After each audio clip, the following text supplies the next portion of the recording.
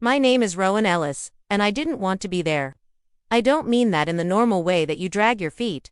When I say obey, I mean it in the deepest way possible, like when your gut shakes before something bad happens. Kind of wrong. That doesn't come with a bang but with a smile and a whisper. Marble. My wife, for what that when she stood in the driveway with a red thermos and a list in her hand, she still meant last. As if I were a field leader. Micah, grab your jacket. Zane says it gets cold up there at night. Micah, our 10-year-old son, ran by with a torch that was almost half as big as him. He had bright red eyes and cheeks from being so excited. For him, this was an adventure, but for me, it was a trap we hadn't seen coming. Clearly though, I put the last cooler in the back of Zane's SUV. The one with the broken taillight, and he didn't care. I didn't trust them. So they fixed the hatch and shut it with more force than needed. Marbel, and I didn't talk much unless it was about Bill's or Mika's school, and her firing made things worse. Things got worse. She didn't blame the business. She blamed me. She said I was too busy with my startup's HoloPoint systems. I thought she was trying to fix or hide things by suggesting this because she was too deep to notice she was sinking, by taking a trip to reconnect. She told me with a hand on my arm, we all need this. We included her old college friends Sierra and Brooke, as well as Zane. Her half-brother, who never quite got over his frat boy face, were there. But I almost said no.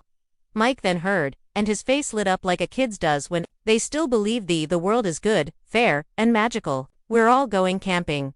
I said yes to that. The road was winding and empty. Zayn led the way in his car, and we followed in hours that were full of things we would need for a long weekend in the woods. Micah kept asking if we would see bears. He told her, hopefully not.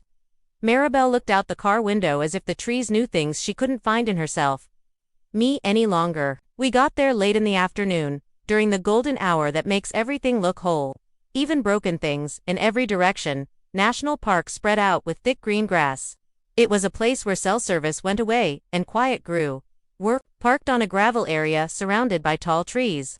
A shallow river ran nearby. The Sierra was soft and forgettable. She was already there, putting up her tent with military precision. Brooke, who was wearing sunglasses that were too expensive for the woods, was even though we all knew the signal had already gone out. Zane was looking at her phone on her pass. He raised his can to Marble and gave me a wink that didn't feel friendly. Welcome to paradise, man, he said. I forced a smile because I didn't want to be there. Now I was standing in it, laughing at myself, and inside I felt bad.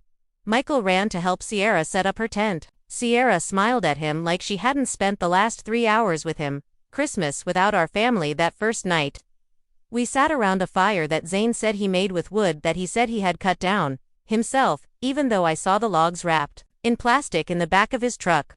Brooke, Marble sat too close to him. A Bluetooth speaker played a bad pop song while I watched the flames dance with a beer in my hand. Michael leaned against my side and yawned. Dad, this is the best, he said. I kissed him on the forehead and told him. That night, after Micah fell asleep in our bed, I told him, I'm glad he's having fun. He deserves this. I didn't.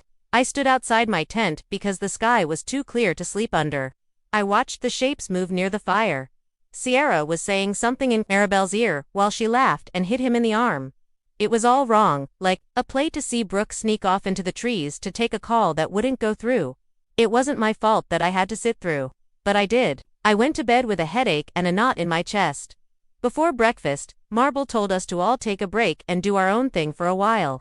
Take Micah on one of your little walks, she said in a tone she only used for hobbies she didn't like. There's a short trail by the it won't take more than an hour to stream. I didn't fight. What was the point? Was already putting on his boots.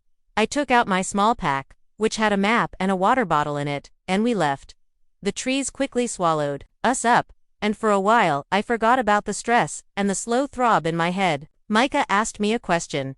He asked if he could build a fort and told me about animal tracks. When we got back, I told him we'd see him in 45 minutes. When they got back to the field, the tents, cars, and gear were all gone. It was all people except for one note on the picnic table, which was held down by a stone I didn't pick it up right away. I stood there with my mouth dry. Ma looked around, confused. I finally came forward and asked where everyone was.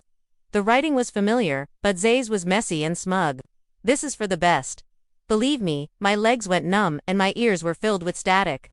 Micah pulled on my sleeve and asked, "Dad, where's Mom?" I looked down and saw her. I looked at him and smiled because that's what he wanted me to do. "Maybe they went to look for us." I told him what I said, and he nodded, trusting me. I was still a boy, but I knew I was right. What I couldn't say out loud at the time: they left us on purpose. Micah was still grabbing the last bit of the granola bar when we got back. His little hiking boots stomped on the ground like he was some adventurer finding new land. He couldn't stop laughing about a squirrel that ran in front of us.